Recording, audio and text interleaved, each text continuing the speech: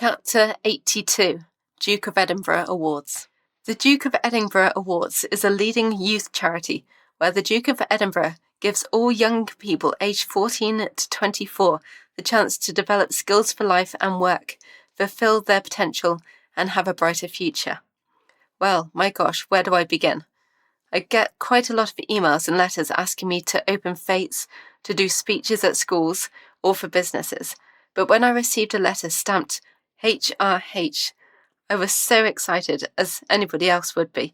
The letter that I received said that the Duke of Edinburgh would like me, yes, me, to help him award the Gold Awards for the Duke of Edinburgh Gold Award winners at St. James's Palace in London. Oh my gosh, what an honour. I quickly arranged train tickets for Adrian and me to get to London, ready for our exciting presentation. I was asked to take all my recent medals and the Olympic torch, which I was thankful of because obviously 10 medals for the London Paralympic Games and the Montreal World Championships is quite an accomplishment, never mind the stunning Olympic torch, which always makes me smile. Poor Adrian had to carry the bags though, and I am certain his painful shoulders complained for weeks. We were asked to meet at a certain entrance at a particular time, where we would be met by a young lady who would then ask us to do a 2 or 3 minute interview for the Duke of Edinburgh's website. As we waited by the gates, I did stand out a bit in my London 2012 GB kit, but this doesn't really matter, as I felt so proud of myself. It is great to be noticed and still amazing how much attention the London Stella McCartney tracksuit gets, even though it has been 2 years since the Olympic and Paralympic Games. I think those home games will live in our hearts forever, and the tracksuit, however old, will still be shining bright and stunning in front of any crowd. This was all so exciting, and I was ushered into the courtyard to record a short interview, while the crowd of a couple of hundred people, all dressed to impress, watched on. I felt very nervous, and I hoped that my words would be perfect. The flow just came out, with my huge smile finishing it all off brilliantly. "That's a wrap, and you killed it," said the young lady filming the interview. She was very impressed. I don't remember what I said, but it must have been quite good because people kept mentioning that I had said the most amazing things. We were then showed into St. James's Palace, and we had our own personal guide, so didn't have to show any security to be allowed around the palace. I was in awe with everything about the palace and the people working in there. There was gold everywhere, which made the palace look so stunning. Our personal guide showed us around the different rooms in the palace, pointing out the gold on the walls and the artifacts from hundreds of years ago, including the throne that the Queen sits on. The throne was made of pure gold. Amazing. It was absolutely incredible. "You will be presenting the prizes after your speech in this room, Stephanie." Wow. Gold covered the walls. I was going to give other people awards in here, in this amazing palace. Wow. We went into a different room where a young lady did a short speech about how good the Duke of Edinburgh Awards had been to her. Then we were told to go into our specific rooms to do our own speeches and presentations. There were 4 people presenting prizes for each region: North, South, East, and West. I was asked to do the West region. As we walked back into our rooms, I was greeted by about 200 students, all sat around the room waiting patiently for my arrival. Their parents sat around them, waiting to watch the presentation. The room was very large and could easily cope with the 500 people situated in it now.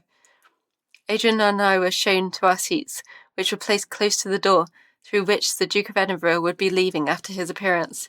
Adrian and I were told that we would be asked to stand by the door to be formally introduced to the Duke of Edinburgh after he had congratulated all the Gold Award winners.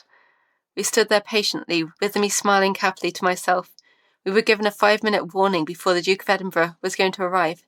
Then close to the time, we were all told to stand up. My stomach fluttered with excitement.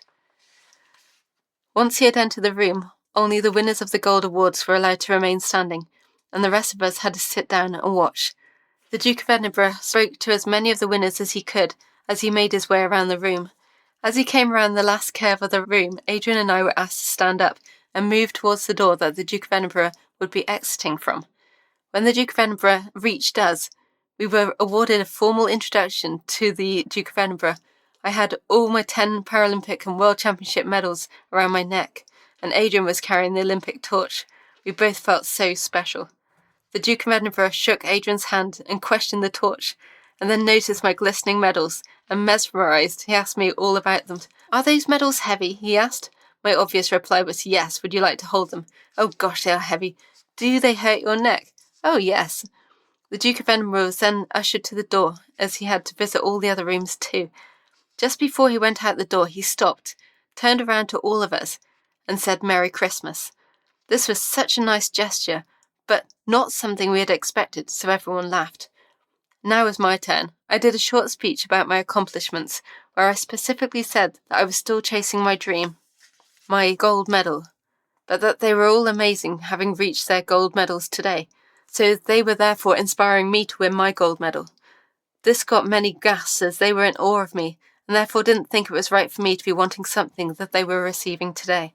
I was ushered into each of the 4 corners of the room, where I was given an award to give to the winner when their names were being read out. There was a large amount of clapping after each name, and this made the occasion very memorable.